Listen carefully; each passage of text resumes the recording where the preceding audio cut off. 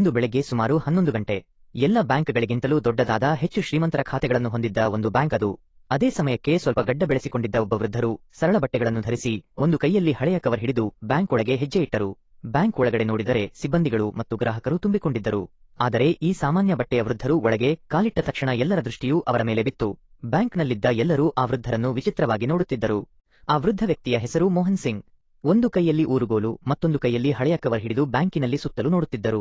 Counter ಎಲ್ಲಿದೆ ಎಂದು ತಿಳಿದ ನಂತರ ಆ ಕಡೆಗೆ ನಿಧಾನವಾಗಿ ಹೋದರು. ಅಲ್ಲಿ ಕಸ್ಟಮರ್ ಕೇರ್ ಯೂನಿಟ್ನಲ್ಲಿ ಒಬ್ಬ ಮಹಿಳಾ ಸಿಬ್ಬಂದಿ ಇದ್ದರು. ಅವಳ ಹೆಸರು ಮಾಲಾ. ಆಕೆ ಹೊಸದಾಗಿ ಕೆಲಸಕ್ಕೆ ಸೇರಿಕೊಂಡಿದ್ದಳು. ನೋಡಿ ಮೇಡಂ, ನನ್ನ ಅಕೌಂಟ್ನಲ್ಲಿ ಏನಾಗಿದೆ ಅಂತ. ಯಾಕಂದ್ರೆ ಅದು ಸರಿಯಾಗಿ ಕೆಲಸ ಮಾಡ್ತಿಲ್ಲ. ಒಮ್ಮೆ ನನ್ನ ಅಕೌಂಟ್ ಪರಿಶೀಲನೆ ಮಾಡಿ ಎಂದು ಆ ಕವರನ್ನು ಆಕೆಯ ಬಳಿ ಕೊಟ್ಟರು.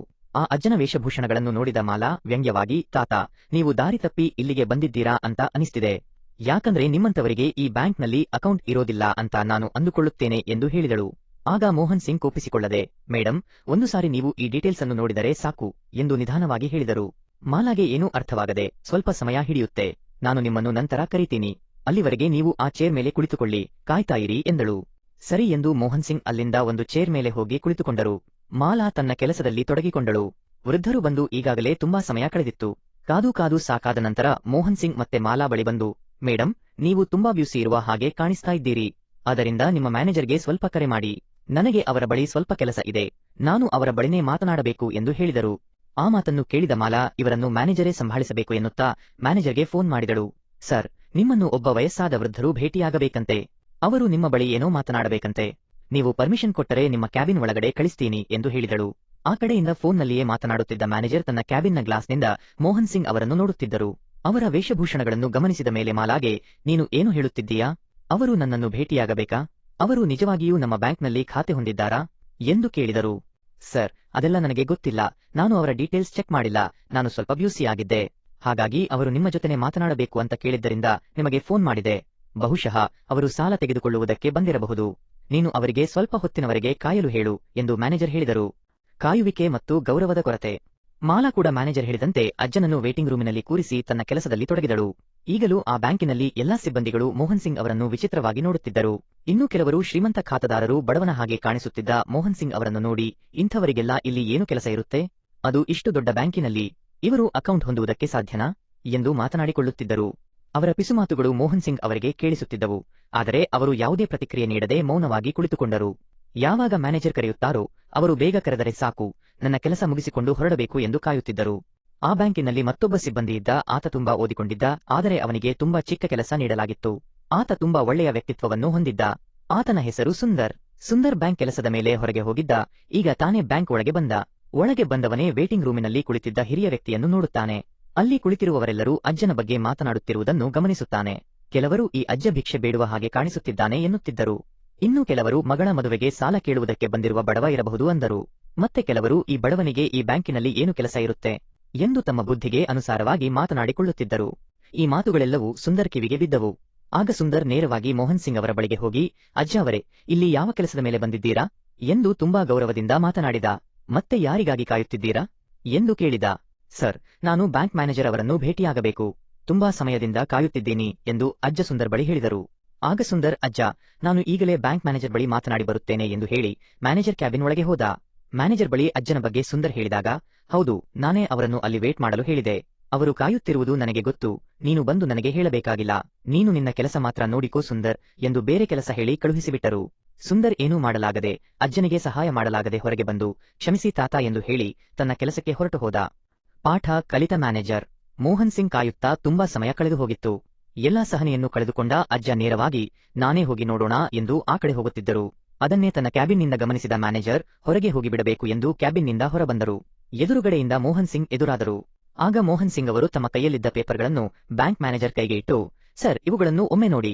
ಸರಿಯಾಗಿ ಕೆಲಸ ಮಾಡುತ್ತಿಲ್ಲ. ಏನಾಗಿದೆ ಅಂತ ನೀವು ಒಂದು ಸಾರಿ ನನ್ನ ಅಕೌಂಟ್ ಅನ್ನು ಚೆಕ್ ಮಾಡಿ ನನಗೆ ತಿಳಿಸಿ ಎಂದರು. ಆಗ ಬ್ಯಾಂಕ್ ಮ್ಯಾನೇಜರ್, ನಿಮ್ಮ ಅಕೌಂಟ್ನಲ್ಲಿ ಹಣ ಇಲ್ಲದೆ ಇದ್ದರೆ ಅದು ಹೇಗೆ ನಡೆಯುತ್ತೆ ಹೇಳಿ? ಬಹುಶಃ ನೀವು ನಿಮ್ಮ ಖಾತೆಗೆ ಹಣವನ್ನು ಜಮಾ ಮಾಡಿಲ್ಲ ಅನಿಸುತ್ತೆ. ಆದ್ದರಿಂದ ನಿಮ್ಮ ಅಕೌಂಟ್ನ ವ್ಯವಹಾರ ನಿಂತು ಹೋಗಿದೆ ಎಂದು ಆ ಕವರ್ನಲ್ಲಿ ಏನಿದೆ ಎಂದು ನೋಡದೆಯೇ ಕೇವಲವಾಗಿ ಮಾತನಾಡಿದರು. ಏನಾಗಿದೆ ಎಂಬುದನ್ನು ತಿಳಿದುಕೊಂಡು ನನಗೆ ವಿವರಿಸಿ. ಯಾವುದನ್ನು ತೆಗೆದು ನೋಡದೆ ನೀವು ಈ ರೀತಿ ಮಾತನಾಡಬೇಡಿ ಸರ್ ಎಂದು ಅಜ್ಜ ಹೇಳಿದರು. ಆಗ ಬ್ಯಾಂಕ್ ಮ್ಯಾನೇಜರ್ ನಗುತ್ತಾ, ನನಗೆ ಬ್ಯಾಂಕಿನಲ್ಲಿ ತುಂಬಾ ಅನುಭವ ಇದೆ. ಅಕೌಂಟ್ ಯಾಕೆ ಕೆಲಸ ಮಾಡ್ತಾ ಇಲ್ಲ ಅಂತ ನನಗೆ ಗೊತ್ತಾಗುತ್ತೆ. ಯಾವುದೇ ಪೇಪರ್ಸ್ ಆಗಲಿ ಅದರ ಬಗ್ಗೆ ಡೀಟೇಲ್ಸ್ ಆಗಲಿ ಚೆಕ್ ಮಾಡುವ ಅವಶ್ಯಕತೆ ಇಲ್ಲ. ನನಗೆ ಎಲ್ಲಾ ವಿಷಯ ಹಾಗೆಯೇ ತಿಳಿಯುತ್ತೆ. ಇಲ್ಲಿ ನಿಮ್ಮಂತವರನ್ನು ನಾನು ಎಷ್ಟೋ ಜನರನ್ನು ನೋಡಿಬಿಟ್ಟಿದ್ದೇನೆ ಎಂದು ತನ್ನ ಅಹಂನಿಂದ ಮಾತನಾಡಿದರು. ಸದ್ಯಕ್ಕೀಗ ನೀವು ಇಲ್ಲಿಂದ ಹೊರಡಿ, ಇಲ್ಲದಿದ್ದರೆ ನಿಮ್ಮ ವೇಷಭೂಷಣಗಳನ್ನು ನೋಡಿ ಇಲ್ಲಿ ಬಂದಿರುವ ಬ್ಯಾಂಕ್ ಸಿಬ್ಬಂದಿ ಎಲ್ಲರೂ ಒಂದು ರೀತಿ ಫೀಲ್ ಆಗ್ತಾರೆ ಎಂದು ಆ ಹಿರಿಯರು ಧರಿಸಿದ ಬಟ್ಟೆಗಳ ಬಗ್ಗೆ ಅವಹೇಳನ ಮಾಡಿ ಮಾತನಾಡಿದರು. ಆಗ ಮೋಹನ್ ಸಿಂಗ್ ತಮ್ಮ ಕೈಯಲ್ಲಿದ್ದ ಕವರನ್ನು ಮ್ಯಾನೇಜರ್ ಟೇಬಲ್ ಮೇಲೆ ಇರಿಸಿ, ಪರವಾಗಿಲ್ಲ ಸರ್, ಈಗ ನಾನು ಹೋಗುತ್ತೇನೆ. ಆದರೆ ಈ ಕವರನ್ನು ನೀವು ಒಂದು ಸಲ ಪರಿಶೀಲಿಸಲೇಬೇಕು ಎಂದು ಹೇಳಿ ಹೋಗುತ್ತಾ ಮತ್ತೊಮ್ಮೆ ಮ್ಯಾನೇಜರ್ ಕಡೆ ತಿರುಗಿ ನೋಡಿ, ಸರ್, ನೀವು ಈ ರೀತಿ ಕೆಲಸ ಮಾಡುತ್ತಿದ್ದರೆ ತುಂಬಾ ತೊಂದರೆಗಳನ್ನು ಎದುರಿಸಬೇಕಾಗುತ್ತೆ ಎಂದು ಹೇಳಿ ಹೊರಗೆ ಬಂದರು. ಆ ಮಾತುಗಳನ್ನು ಕೇಳಿದ ಮ್ಯಾನೇಜರ್ ಸ್ವಲ್ಪ ಕಂಗಾಲಾದ. ಆದರೆ ಅದನ್ನಷ್ಟಕ್ಕೆ ಬಿಟ್ಟು ಬಿಟ್ಟರು. ವಯಸ್ಸಾದ ಈ ಅಜ್ಜ ಬೆಳಗ್ಗೆಯಿಂದ ಕಾಯಿಸಿರೋದಕ್ಕೆ ಕೋಪದಲ್ಲಿ ಈ ರೀತಿ ಮಾತನಾಡಿದ್ದಾನೆ ಎಂದು ಅಂದುಕೊಂಡರು. ಆ ಅಜ್ಜ ಹೊರಗಡೆ ಹೋದ ನಂತರ ಜೋರಾಗಿ ಉಸಿರು ತೆಗೆದುಕೊಂಡು ನಿಟ್ಟುಸಿರು ಬಿಟ್ಟರು. ಸ್ವಲ್ಪ ಸಮಯದ ನಂತರ ಆ ವೃದ್ಧರು ಕೊಟ್ಟಿದ್ದ ಕವರನ್ನು ತೆಗೆದು ನೋಡಿದರು. ಅದರಲ್ಲಿ ಅವರ ಬ್ಯಾಂಕ್ ಖಾತೆಯ ವಿವರಗಳಿದ್ದವು. ಆ ಪೇಪರ್ಸ್ಗಳನ್ನು ತೆಗೆದು ಸುಂದರ್ನನ್ನು ಕರೆಸಿ, ಈ ಪೇಪರ್ಸ್ನ ಪೂರ್ತಿ ಡೀಟೇಲ್ಸ್ ಚೆಕ್ ಮಾಡಿ ನನಗೆ ಹೇಳು ಎಂದು ಹೇಳಿದರು. ಸುಂದರ್ ತನ್ನ ಕ್ಯಾಬಿನ್ನ ಕಂಪ್ಯೂಟರ್ನಲ್ಲಿ ಮೋಹನ್ ಸಿಂಗ್ ಅವರ ಪೂರ್ತಿ ರೆಕಾರ್ಡ್ಗಳನ್ನು ಕಲೆಕ್ಟ್ ಮಾಡುತ್ತಾನೆ. ಆ ವಿವರಗಳನ್ನು ನೋಡುತ್ತಿದ್ದಂತೆ ಸುಂದರ್ಗೆ ಶಾಕ್ ಆಗುತ್ತದೆ. ಯಾಕಂದ್ರೆ ಅಲ್ಲಿಗೆ ಬಂದಿದ್ದ ಆ ಹಿರಿಯ ಅಜ್ಜ ಒಂದು ರೀತಿಯಲ್ಲಿ ಆ ಬ್ಯಾಂಕ್ನ ಯಜಮಾನ ಆಗಿರುತ್ತಾನೆ. ಆ ಬ್ಯಾಂಕಿನಲ್ಲಿ 70% ಪಾಲುದಾರಿಕೆ ಅವನದ್ದೇ ಎಂದು ತಿಳಿಯುತ್ತದೆ. ಮ್ಯಾನೇಜರ್ನ ಹುದ್ದೆ ಬದಲಾವಣೆ ಮತ್ತು ನೀತಿ ಪಾಠ. ಸುಂದರ್ ಪೂರ್ತಿ ವಿವರಗಳನ್ನು ತೆಗೆದುಕೊಂಡು ಮ್ಯಾನೇಜರ್ ಬಳಿ ಹೋದ. ಆಗ ಮ್ಯಾನೇಜರ್ ತನ್ನ ಕ್ಯಾಬಿನ್ನಲ್ಲಿ ಬೇರೆ ಕಸ್ಟಮರ್ ಜೊತೆ ಮಾತನಾಡುತ್ತಿದ್ದರು. ಗಡಿಬಿಡಿಯಿಂದ ಕ್ಯಾಬಿನ್ ಒಳಗೆ ಬಂದ ಸುಂದರ್, ಸರ್, ನೀವು ಈ ತಕ್ಷಣ ಈ ಡೀಟೇಲ್ಸ್ ಅನ್ನು ನೋಡಿ ಎಂದಾಗ ಮ್ಯಾನೇಜರ್ ಎದುರಿಗಿದ್ದ ಬೇರೆ ಖಾತೆದಾರರನ್ನು ಸ್ವಲ್ಪ ವೇಟ್ ಮಾಡಿ ಎಂದು ಹೊರಗೆ ಕಳುಹಿಸಿ ಸುಂದರ್ನನ್ನು ಕುರಿತು, ಯಾಕೆ ಇಷ್ಟೊಂದು ಅರ್ಜೆಂಟ್ ಮಾಡ್ತಾ ಇದ್ದೀಯಾ? ಆ ವಯಸ್ಸಾದ ವ್ಯಕ್ತಿಯ ವಿವರಗಳಲ್ಲಿ ಅಂತದ್ದೇನಿದೆ? ನಿಧಾನವಾಗಿ ಅದರ ಬಗ್ಗೆ ಕೂತು ನೋಡಿದರೆ ಆಯ್ತು. ಈಗ ನನ್ನ ಬಳಿ ಅಷ್ಟು ಸಮಯ ಇಲ್ಲ, ಅದನ್ನೆಲ್ಲ ನಿನ್ನ ಬಳಿಯೇ ಇರಿಸಿಕೋ ಎಂದು ಮತ್ತೆ ತಮ್ಮ ಕೆಲಸದಲ್ಲಿ ಬ್ಯೂಸಿಯಾದರು. ಇನ್ನೇನು ಮಾಡಲಾಗದ ಸುಂದರ್ ಆ ವಿವರಗಳನ್ನು ತನ್ನ ಬಳಿಯೇ ಇರಿಸಿಕೊಂಡು ತನ್ನ ಕೆಲಸವನ್ನು ಮಾಡತೊಡಗಿದ್ದ. ಮರುದಿನ ಅದೇ ಸಮಯಕ್ಕೆ ಮೋಹನ್ ಸಿಂಗ್ ಮತ್ತೆ ಬ್ಯಾಂಕ್ ಒಳಗೆ ಬಂದರು. ಅವರ ಜೊತೆ ಸೂಟು ಬೂಟು ಧರಿಸಿದ್ದ ಒಬ್ಬ ವ್ಯಕ್ತಿಯನ್ನು ಕೂಡ ಕರೆದುಕೊಂಡು ಬಂದಿದ್ದರು. ಅವರ ಕೈಯಲ್ಲಿ ಒಂದು ಬ್ರೀಫ್ ಕೇಸ್ ಕೂಡ ಇತ್ತು. ಬ್ಯಾಂಕ್ ಒಳಗೆ ಅವರು ಹೆಜ್ಜೆ ಇಡುತ್ತಿದ್ದಂತೆ ಎಲ್ಲರೂ ಅವರತ್ತ ದೃಷ್ಟಿ ಹಾಯಿಸಿದರು. ಆ ಸೂಟು ಬೂಟು ಧರಿಸಿದ್ದ ವ್ಯಕ್ತಿ ಬ್ಯಾಂಕ್ ಮ್ಯಾನೇಜರ್ ಕಡೆ ನೋಡಿ ಅವರನ್ನು ಹೊರಗೆ ಬರುವಂತೆ ಹೇಳಿದರು. ಆಗ ಆ ವ್ಯಕ್ತಿಯನ್ನು ನೋಡಿದ ಮ್ಯಾನೇಜರ್ ಭಯಬಿದ್ದವರಂತೆ ಕ್ಯಾಬಿನ್ನಿಂದ ಹೊರಗೆ ಬಂದು ಮೋಹನ್ ಸಿಂಗ್ ಅವರ ಮುಂದೆ ನಿಂತರು. ಆಗ ಮೋಹನ್ ಸಿಂಗ್ ಮಾತನಾಡುತ್ತಾ, ಮ್ಯಾನೇಜರ್, ನಾನು ಹೇಳುತ್ತಿರುವುದು ಕೇಳಿದರೆ ನಿಮಗೆ ತುಂಬಾ ಭಾರ ಅನಿಸಬಹುದು. ನಿನ್ನೆ ದಿನ ನೀವು ನನ್ನ ವಿಷಯದಲ್ಲಿ ನಡೆದುಕೊಂಡ ರೀತಿ ತುಂಬಾ ಅಸಹನೀಯವಾಗಿತ್ತು. ಆದುದರಿಂದ ನಿಮ್ಮ ಆ ತಪ್ಪಿಗೆ ಈಗ ನೀವು ಶಿಕ್ಷೆ ಅನುಭವಿಸುವುದಕ್ಕೆ ಸಿದ್ಧವಾಗಿರಿ ಎಂದು ಹೇಳಿದರು. ಆ ಮಾತುಗಳನ್ನು ಕೇಳಿದ ಮ್ಯಾನೇಜರ್, ನೀವು ಯಾಕೆ ನನಗೆ ಶಿಕ್ಷೆ ವಿಧಿಸುತ್ತಿದ್ದೀರಾ? ಅಷ್ಟಕ್ಕೂ ನೀವು ಯಾರು ನನಗೆ ಬೆದರಿಕೆ ಹಾಕೋದಕ್ಕೆ ಎಂದು ಕೇಳಿದರು. ನಾನು ಈ ಬ್ಯಾಂಕಿನ ಯಜಮಾನ. ನಾನು ಈ ಬ್ಯಾಂಕಿನಲ್ಲಿ 70% ಹೂಡಿಕೆ ಮಾಡಿದ್ದೇನೆ. ನಾನು ಮನಸ್ಸು ಮಾಡಿದರೆ ನಿಮ್ಮನ್ನು ಈಗಿಂದೀಗಲೇ ಕೆಲಸದಿಂದ ತೆಗೆದುಹಾಕಬಹುದು ಎಂದು ಮೋಹನ್ ಸಿಂಗ್ ಉತ್ತರ ನೀಡಿದರು. ನಿಮ್ಮನ್ನು ಈಗಿಂದೀಗಲೇ ಮ್ಯಾನೇಜರ್ ಪೋಸ್ಟ್ನಿಂದ ಇಳಿಸುತ್ತಿದ್ದೇನೆ. ನಿಮ್ಮ ಸ್ಥಾನಕ್ಕೆ ಇನ್ಮುಂದೆ ಸುಂದರ್ ಬರಲಿದ್ದಾನೆ. ನೀವು ಇನ್ಮುಂದೆ ಫೀಲ್ಡ್ ವರ್ಕ್ ಕೆಲಸ ಮಾಡಿ ಎಂದು ಹೇಳಿದರು. ಮೋಹನ್ ಸಿಂಗ್ ಅವರ ಈ ಮಾತುಗಳನ್ನು ಕೇಳಿದ ಬ್ಯಾಂಕ್ ಸಿಬ್ಬಂದಿ ಮತ್ತು ಅಲ್ಲಿರುವ ಜನರೆಲ್ಲರೂ ಆಶ್ಚರ್ಯದಿಂದ ನೋಡುತ್ತಾ ನಿಂತುಬಿಟ್ಟರು. ನಂತರ ಅವರ ಜೊತೆ ಬಂದಿದ್ದ ಸೂಟು ಬೂಟು ಧರಿಸಿದ ವ್ಯಕ್ತಿ ತನ್ನ ಕೈಯಲ್ಲಿದ್ದ ಬ್ರೀಫ್ ಕೇಸ್ ಅನ್ನು ತೆಗೆದು ಕೆಲವು ಡಾಕ್ಯುಮೆಂಟ್ಗಳನ್ನು ಹೊರಗೆ ತೆಗೆದರು. ಸುಂದರ್ನನ್ನು ಬ್ಯಾಂಕ್ ಮ್ಯಾನೇಜರ್ ಆಗಿ ಜಾರಿ ಮಾಡಿದ ಆರ್ಡರ್ ಕಾಪಿಯನ್ನು ಸುಂದರ್ ಕೈಗೆ ಕೊಟ್ಟು ಮತ್ತೊಂದು ಆರ್ಡರ್ ಕಾಪಿ ತೆಗೆದು ಮ್ಯಾನೇಜರ್ ಕೈಗೆ ನೀಡಿ, ನೀವು ಇನ್ಮುಂದೆ ಫೀಲ್ಡ್ ವರ್ಕ್ ಮಾಡಿ ಎಂದು ಹೇಳಿದರು. ಇದರಿಂದ ಎಲ್ಲವನ್ನೂ ಅರ್ಥ ಮಾಡಿಕೊಂಡಿದ್ದ ಮ್ಯಾನೇಜರ್ ಮೋಹನ್ ಸಿಂಗ್ ಬಳಿ ಕ್ಷಮಾಪಣೆ ಕೇಳಿದರು. ಆದರೆ ಮೋಹನ್ ಸಿಂಗ್ ಮಾತನಾಡುತ್ತಾ, ಅಷ್ಟಕ್ಕೂ ನಿಮ್ಮನ್ನು ಯಾಕೆ ಕ್ಷಮಿಸಬೇಕು? ನೀವು ಬ್ಯಾಂಕ್ ಒಳಗಡೆ ಬಂದ ಕಸ್ಟಮರ್ ಜೊತೆ ವ್ಯವಹರಿಸುವುದು ಸರಿಯಾಗಿಲ್ಲ. ನಮ್ಮ ಬ್ಯಾಂಕ್ನ ನಿಯಮಗಳಿಗೆ ನೀವು ನಡೆದುಕೊಳ್ಳುವ ರೀತಿ ವಿರುದ್ಧವಾಗಿದೆ. ನೀವು ಬ್ಯಾಂಕ್ ಪಾಲಿಸಿಗಳ ಬಗ್ಗೆ ಓದಿದ್ದೀರಾ? ಬಡವ ಶ್ರೀಮಂತ ಎಂಬ ಭೇದಭಾವ ಇಲ್ಲಿ ಇರುವುದಿಲ್ಲ.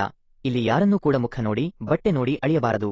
ಭೇದಭಾವ ಮಾಡುವಂತಹ ಬ್ಯಾಂಕ್ ಸಿಬ್ಬಂದಿಗಳನ್ನು ಕ್ಷಮಿಸುವ ಮಾತೇ ಇಲ್ಲ ಎಂದು ಎಚ್ಚರಿಕೆ ನೀಡಿದರು. ನಿಮ್ಮ ಮೇಲೆ ದಯೆ ತೋರಿ ನಾನು ನಿಮಗೆ ಫೀಲ್ಡ್ ವರ್ಕ್ ಕೆಲಸ ಮಾಡಲು ಹೇಳಿದ್ದೇನೆ. ನಿನ್ನೆ ನೀವು ನನ್ನ ಜೊತೆ ನಡೆದುಕೊಂಡ ರೀತಿ ನೋಡಿ ನಿಮ್ಮನ್ನು ಕೆಲಸದಿಂದಲೇ ತೆಗೆದುಹಾಕಬೇಕು ಅಂದುಕೊಂಡೆ. ಆದರೆ ಏಕಾಏಕಿ ಹಾಗೆ ಮಾಡಿದರೆ ನಿಮಗೂ ಕುಟುಂಬ ಸಂಸಾರ ಇರುತ್ತೆ ಎಂಬ ಜ್ಞಾನ ನನಗಿದೆ. ಆದ್ದರಿಂದ ಇನ್ಮುಂದೆ ಈ ರೀತಿ ತಪ್ಪುಗಳು ಆಗದಂತೆ ಎಚ್ಚರವಹಿಸಿ ಎಂದು ಹೇಳಿದರು. ನಿನ್ನೆ ನನ್ನ ಜೊತೆ ನಡೆದುಕೊಂಡ ಹಾಗೆ ಇನ್ಮುಂದೆ ಯಾರ ಜೊತೆನೂ ನಡೆದುಕೊಳ್ಳಬಾರದು ಎಂದು ಬ್ಯಾಂಕಿನಲ್ಲಿರುವ ಎಲ್ಲಾ ಸಿಬ್ಬಂದಿಗಳಿಗೂ ಎಚ್ಚರಿಕೆ ನೀಡಿದರು. ನಂತರ ಮಾಲಾರನ್ನು ಕರೆದು, ನೀವು ಇನ್ನೂ ಇಲ್ಲಿ ಹೊಸದಾಗಿ ಕೆಲಸಕ್ಕೆ ಸೇರಿದ್ದೀರಾ ಎಂದು ತಿಳಿದು ನಿಮ್ಮನ್ನು ಕ್ಷಮಿಸುತ್ತಿದ್ದೇನೆ. ಮೊದಲಿಗೆ ಕಸ್ಟಮರ್ ಬರೋದೇ ನಿಮ್ಮ ಹತ್ತಿರ. ಅವರನ್ನು ದೇವರ ಹಾಗೆ ಭಾವಿಸಿ ಗೌರವದಿಂದ ಮಾತನಾಡಿಸಿ ವಿನಯದಿಂದ ನಡೆದುಕೊಳ್ಳಿ. ಯಾರನ್ನೂ ಕೂಡ ಅವಮಾನಿಸಬೇಡಿ, ಸಮಾಧಾನದಿಂದ ಮಾತನಾಡಿ ಎಂದು ಹೇಳಿದರು. ಆ ಮಾತುಗಳನ್ನು ಕೇಳಿದ ಮಾಲಾ 2 ಕೈ ಜೋಡಿಸಿ, ಸರ್, ದಯವಿಟ್ಟು ನನ್ನನ್ನು ಕ್ಷಮಿಸಿ. ಇನ್ಮುಂದೆ ಯಾವತ್ತೂ ನಾನು ಈ ರೀತಿ ತಪ್ಪನ್ನು ಮಾಡುವುದಿಲ್ಲ ಎಂದು ಕ್ಷಮೆ ಕೇಳಿದಳು. ನಂತರ ಸುಂದರ್ ಮ್ಯಾನೇಜರ್ ಆಗಿ ನೇಮಕಗೊಂಡರು. ಇಡೀ ಬ್ಯಾಂಕಿನ ಸಿಬ್ಬಂದಿ ಅವರ ನಾಯಕತ್ವದಲ್ಲಿ ಉತ್ತಮ ರೀತಿಯಲ್ಲಿ ತಮ್ಮ ಕೆಲಸವನ್ನು ನಿರ್ವಹಿಸತೊಡಗಿದರು. ಆ ಬ್ಯಾಂಕಿಗೆ ಒಳ್ಳೆಯ ಹೆಸರು ಬರುವ ಹಾಗೆ ಮಾಡಿದರು. ಈ ರೀತಿಯಾಗಿ ಬ್ಯಾಂಕ್ ಪಾಲುದಾರರಾದ ಮೋಹನ್ ಸಿಂಗ್ ಅವರು ವೇಷ ಬದಲಿಸಿಕೊಂಡು ಬ್ಯಾಂಕಿಗೆ ಹೋಗಿ ಅಲ್ಲಿರುವ ಸಿಬ್ಬಂದಿಯನ್ನು ಉತ್ತಮ ರೀತಿಯಲ್ಲಿ ಕಾರ್ಯನಿರ್ವಹಿಸುವ ಹಾಗೆ ಮಾಡಿದರು. ಇದು ಇವತ್ತಿನ ಕಥೆಯಾಗಿತ್ತು. ಕಥೆ ಇಷ್ಟವಾಗಿದ್ದರೆ ಲೈಕ್, ಶೇರ್, ಕಮೆಂಟ್ ಮಾಡುವುದನ್ನು ಮರೆಯಬೇಡಿ. ನೀವು ಏನಾದರೂ ನನ್ನ ಚಾನೆಲ್ಗೆ ಹೊಸಬರಾಗಿದ್ದರೆ ದಯವಿಟ್ಟು ನನ್ನ ಚಾನೆಲ್ ಅನ್ನು ಸಬ್ಸ್ಕ್ರೈಬ್ ಮಾಡಿಕೊಳ್ಳಿ. ಮತ್ತೊಮ್ಮೆ ಭೇಟಿಯಾಗೋಣ ಇನ್ನೊಂದು ಆಸಕ್ತಿದಾಯಕ ಕಥೆಯೊಂದಿಗೆ.